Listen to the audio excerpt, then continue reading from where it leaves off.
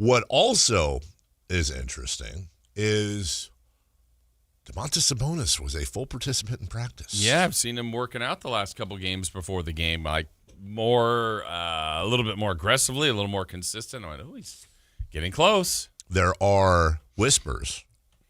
Yes. He could play as soon as tonight. Really? Yes. Why are there not screams? This one's a whisper. It's a whisper? Yeah. You don't want to alert the others. So that's kind of interesting. Yeah.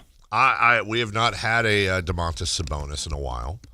Whether he plays tonight or assuming he's going to play tonight, if not, he will be active and play probably the next game or next week, barring a setback. What does that do to the rotations? Because you would assume, look, it's not going to affect 1, 2, 3, I wouldn't think. But now all of a sudden, does he take Max Raynaud's? I mean, obviously, he's going to take. And I don't know that Kings fans are going to be too happy with that. As a matter of fact, I will go ahead and say it. From a long-term standpoint, we always talk about micro. And I've been very, very pro this week, the winning streak. I like it for the fans, and I still think you can have moments like this during the season and be just fine long-term.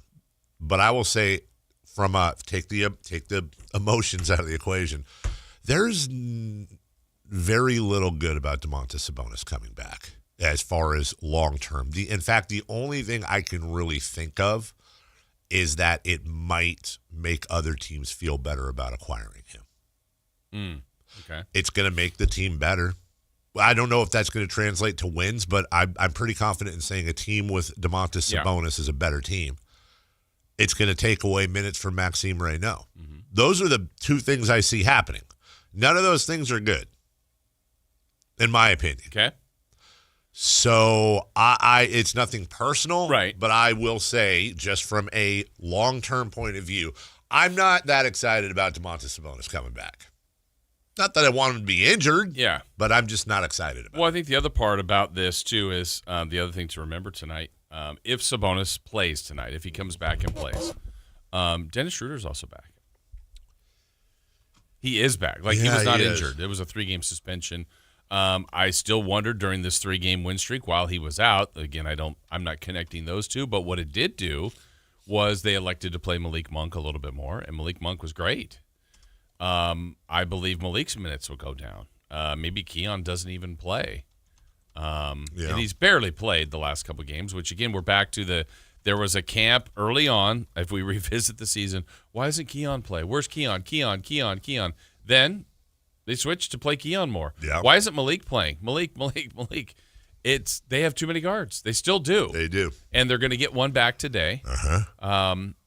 And so I think it was a little easier while Levine was out, and then now Schroeder's missed the last 3 games, so it's going to be more difficult for that. Mm-hmm. And then if you get Keegan back, you've got them all. Yep. And you're back to, hey, they're a little bit smaller, but while those guys were out, it seemed like, hey, let's play Achua a little more, and let's play Raynaud and play Cardwell.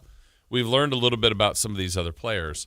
The one thing I would say about Sabonis, though, David, that I think is interesting is I totally understand what you're saying, and I agree to an extent of where they are now.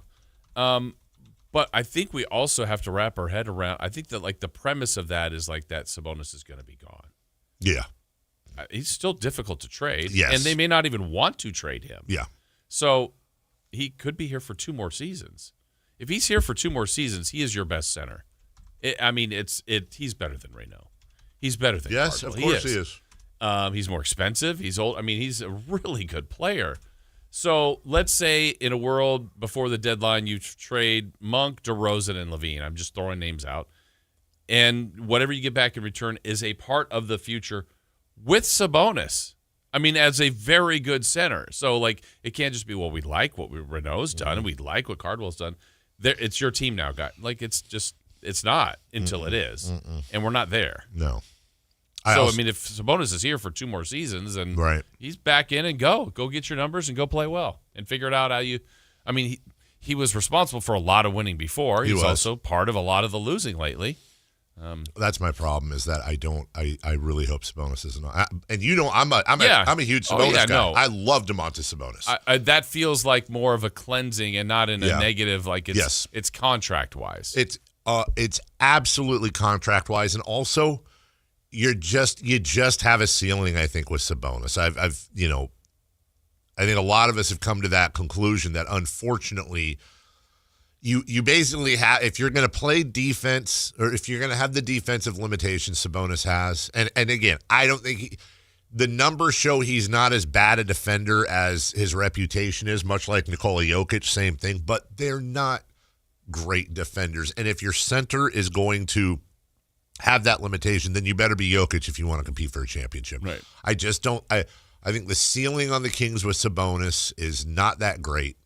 And when you add in the contract, now you've really got handcuffs, especially in the apron world. Right.